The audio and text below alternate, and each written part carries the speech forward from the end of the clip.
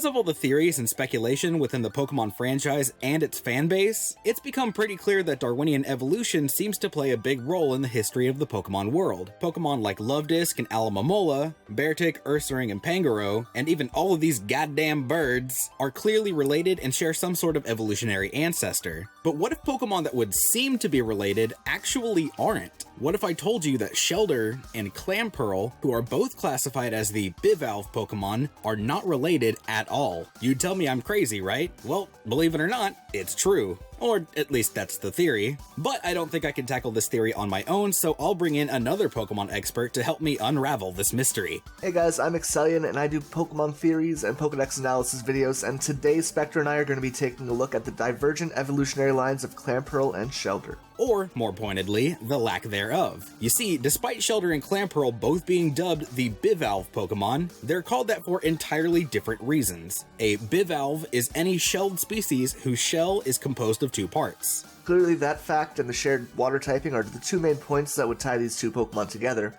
However, I think that taking a look at the real-life basis behind these two Pokemon could shed some light on what they really are. Shellder is based on a clam, while his evolution Cloyster is based on the thorny oyster. Likewise, Clamperl is loosely based on either a giant clam or an oyster. Or is it? Clamperl's evolutions, Huntail and Gorbis, are based on oarfish. These are extremely rare deep-sea fish that are notorious for abandoning their eggs after they're laid. In the Pokemon world, we see other egg-based Pokemon being sentient and able to fend for themselves, for the most part. Execute needs to stay in a group, while Togepi is powerful on its own right, but relies on trainers to take care of it. Fish eggs are known as roe, which Clamperl is speculated to be based on, according to Bulbapedia. And the evidence is pretty clear. Clamperl's face is located on its pearl, which isn't even colored like a pearl. However, it is the same color as some common forms of roe, with its normal forms pearl being pink and its shiny being yellow. More likely, it would seem that Clamperl is actually the orb at the center rather than the whole shell itself.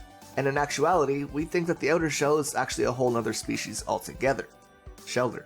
As crazy as that sounds, hear us out. The main thing leading us to this conclusion is actually how Slowpoke and Shellder work together. When a Shellder bites onto a Slowpoke's tail, he releases a toxin into the Slowpoke's body, which both affects how the brain functions and raises its psychic abilities. The location the Shellder bites also seems to decide the stat changes that occur after evolution. When the Shellder bites the head, the Slowpoke gains special defense, while when it bites the tail, it gains physical defense. But what if a Pokemon was to be completely enveloped in this toxin? That's where Clamperl comes in, or more specifically, his evolutions. As we mentioned, oarfish are known for abandoning their eggs once they're laid, and it would be very simple for a Shellder to end up picking one up and allowing it to take refuge in its shell. There's even real-world evidence to support this. During a study done in 2012 at the Altamaha River in Georgia, researchers collected hundreds of samples of mussels and found that around 18% of the mussels collected were harboring the eggs of native fish species. Mussels also react to foreign substances entering them to protect themselves. When a grain of sand, for example, enters a clam's shell, the clam begins to coat that substance with something called nacre.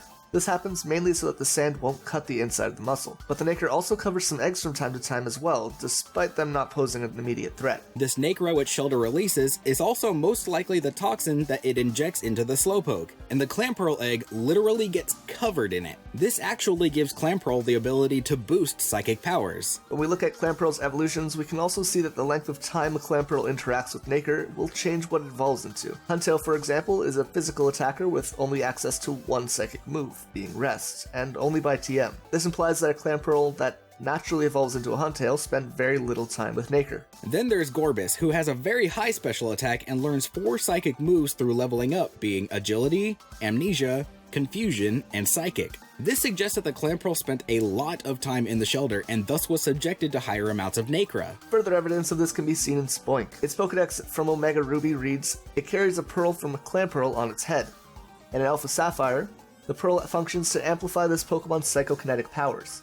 The nearness to a Pokemon that has been soaked in this psychic boosting nacre would explain why Spoink's special attack is 70 while its physical attack stat is only 25. We should also mention that the pearl happens to rest on Spoink's head, and just like Slowking, Spoink has a much higher special defense stat than defense. Furthermore, when Spoink finally evolves into Grumpig and the pearl fuses with its body, its special defense jumps up to 110, the exact same number as Slowking's special defense. For those of you who are still skeptical, here's one more piece of evidence. I'm sure some of you would make the point that Shellder and Clamperl are never found on the same routes in-game. However, the same can be said for Shellder and Slowpoke, and yet it's been canonically confirmed that Shellder is the cause for Slowpoke's evolution, in a lore sense anyways. So with all the evidence in place, it seems that Shellder is an incredibly versatile Pokemon. Maybe that's why it's managed to evade evolution for over 400 million years.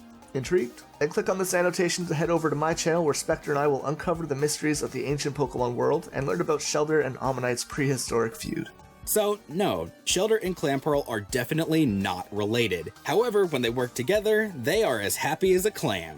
Best friends, like two peas in a shell-der.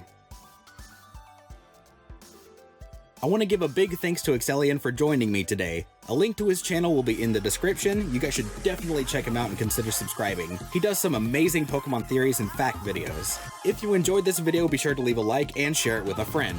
Leave a comment with your thoughts on this theory, and until next time, this has been Speqtor, and as always, stay bueno.